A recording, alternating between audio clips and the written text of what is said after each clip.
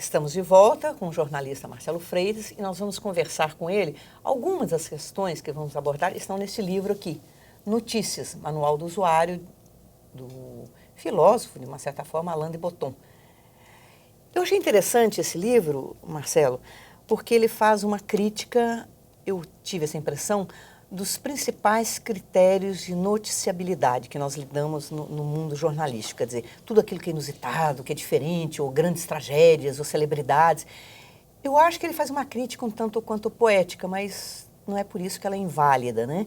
Então, por exemplo, vou te colocar alguma delas.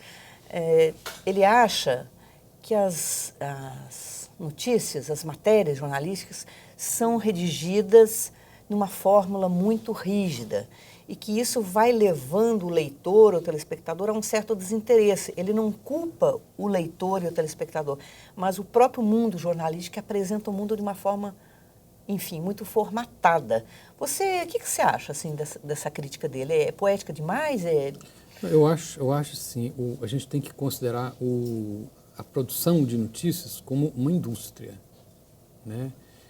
Então, a indústria, para ser eficiente, para que o produto dela, a indústria de notícias, para que o produto dela consiga chegar a tempo ao telespectador, ao ouvinte e ao leitor, né, chegar de forma bem produzida e no tempo certo, ela não pode prescindir de certos modelos. Esses modelos, o lado bom é que eles fazem com que você tenha o produto final na hora em que é necessário. O jornal de televisão, por exemplo, ele tem um horário para entrar no ar, né? Para que esse horário seja cumprido, é preciso que a notícia seja produzida segundo determinados modelos, porque se cada um resolver produzir a notícia do jeito que ele acha que é, no tamanho que é, no tempo que é, você não vai ter o jornal das 7 horas, das 8 horas, começando naquele horário. Talvez você tenha até uma belíssima matéria em mãos, mas que não irá ao ar. Que não irá ao ar, né? Por exemplo. Então, eu acho que o modelo, ele enrijece o conteúdo, a forma de produção. Mas você não acha que nas matérias especiais poderia haver um pouco esse lugar? Você vê um pouco essa flexibilidade nas matérias especiais? Eu vejo essa flexibilidade nas matérias especiais, que é as matérias de final de semana, né? Mas até nessas matérias de final de semana... Aí já é o hábito, né? Eu acho que o repórter, quando está habituado a trabalhar a semana toda naquele modelo, da notícia com lead, sublead, ali, concentrado no início do texto, ele sente uma certa dificuldade de usar um modelo diferente. As historinhas são sempre boas de contar. Né? Eu gosto. Trabalhava no jornal, aí eu resolvi, numa determinada reportagem, fazer uma notícia de um modo totalmente diferente. Fazer a abertura da notícia de uma forma totalmente diferente. Então eu fiz do jeito que eu achava que poderia ser, né? Mostrei para o meu editor, ele pegou aquela notícia, então, dá um tempinho que eu vou consultar, né? Ele falou As assim, instâncias superiores. Ele foi lá, consultou, na hora que ele voltou só com uma pergunta. Ele me perguntou o seguinte: você esqueceu que você trabalha no jornal?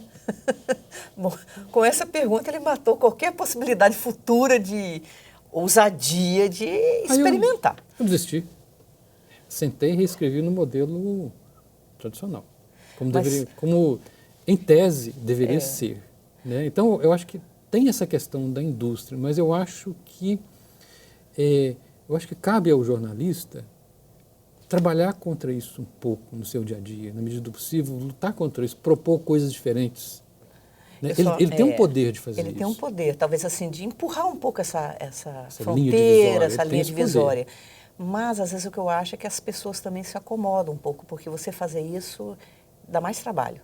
Sai da linha do conforto. Sai da linha do conforto. Né? Você, por exemplo, a proposta do Alain de Botton é que, digamos, o jornalismo impresso, no caso, ou de maneira geral, se aproximasse mais das artes, da literatura. Ora, para você fazer essa aproximação, você tem que ter um conhecimento bom da arte, da literatura, dos recursos literários. Sim. Né? Então, não é uma coisa fácil você fazer essa aproximação. Eu acho que a saída para o jornalismo impresso é ele abandonar essa ideia de que ele tem que cobrir o dia anterior. né? Eu acho que o jornalismo impresso diário está muito apegado a essa ideia de que ele é o espelho do dia que passou, do dia. Isso não existe mais. Não existe mais, né? As pessoas se informam hoje. Semana passada saiu uma primeira pesquisa feita por uma instituição até nova, a métrica da audiência dos jornais das mídias impressas. Uhum. Então, o percentual de pessoas que se informa exclusivamente através do jornal impresso, hoje, ele é muito pequeno.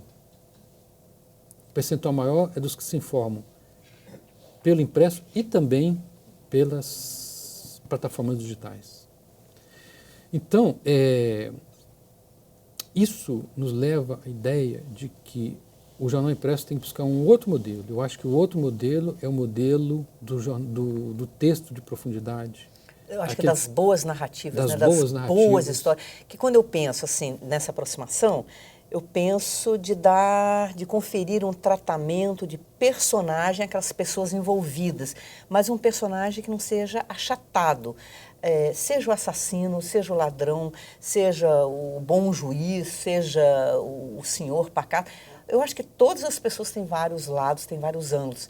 E eu acho que o jornalismo, de maneira geral, ele é muito maniqueísta, né? Assim. Muito maniqueísta. Eu acho que nós estamos formando gerações de pessoas que cultivam a sua verdade como se fosse a verdade absoluta. Isso é muito ruim.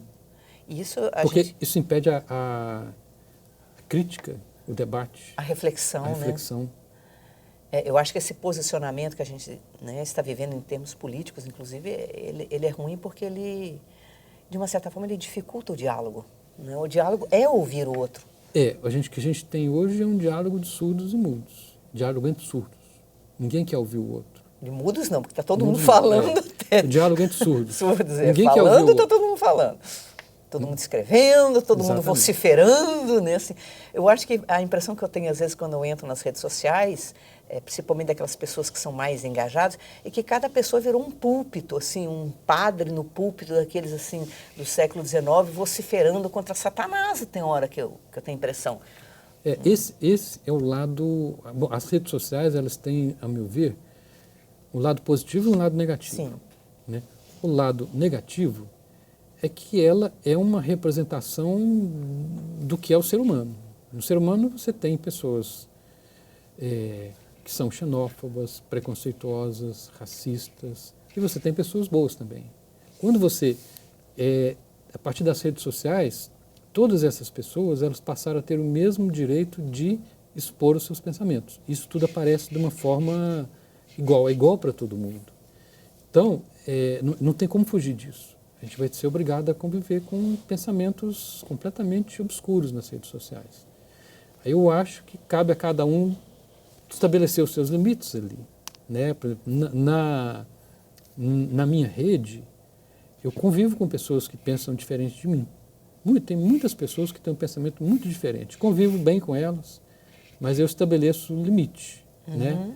Não pode ter palavrão, não pode ter agressões. Uma vez um deles lá chamou os professores de, não lembro, acho que mulas, alguma coisa assim, usou uma expressão muito pejorativa para definir professor. Eu falei, isso não pode, isso não tem condição. Tem que deletar, tem que, né? Eu acabei dando uma chance para ele, ele não ultrapassou. Não incidiu no erro, não incidiu, né? Ele entendeu o recado. Agora, uma coisa também que o Alain Botton fala é que talvez seja excessiva essa preocupação das pessoas viverem conectadas o tempo todo. Ele acha que as pessoas deveriam ficar, por vezes, desconectadas e pensando, refletindo nas coisas, não avidamente procurando notícias, o último acontecimento, né? Você concordaria? Concordo. Eu acho que existe uma síndrome da conectividade. As pessoas têm cada vez mais que estar conectadas em algum desses aplicativos. Né? Isso eu acho que pode levar, na minha visão, é uma doença. Acho que exige um... Acho que nós padecemos de um excesso de informação, né? Excesso de informação. Isso... Agora, aí eu acho que isso acaba beneficiando o jornalismo. Porque quando você tem um excesso de informação, Aí eu acho que o jornalismo ele tem uma função de dar não digo organizar, mas assim, ele pode ajudar a indicar aquilo que é uma informação confiável ou não. Porque você querendo ou não, quando a presidente chama para uma entrevista coletiva, quem vai estar presente lá são os jornalistas. Né? Eu acho que o jornalismo ele sempre vai continuar existindo. Ele não tem como ele acabar. Eu acho que a missão do jornalista nesse mundo hiperconectado, hiperinformatizado, é dar luzes. Né? O bom jornalista, eu acho que é aquele que vai saber oferecer para o internauta esse discernimento. Ele vai saber fazer conexões de tempo, né? Tempo, espaço, enfim, dar uma... Não é organizar, seria como... É uma tentar explicar o que está acontecendo. Coisa, eu acho né? que o bom jornalismo. O mundo conectado ele carece de explicações para o excesso de informação. Isso. Nós vamos agora para um outro intervalo e voltamos aí já com o jornalista Marcelo Freitas falando do seu livro e da série de reportagens que ele fez sobre os altos salários dos deputados da Assembleia Legislativa de Minas Gerais. Até daqui a pouco.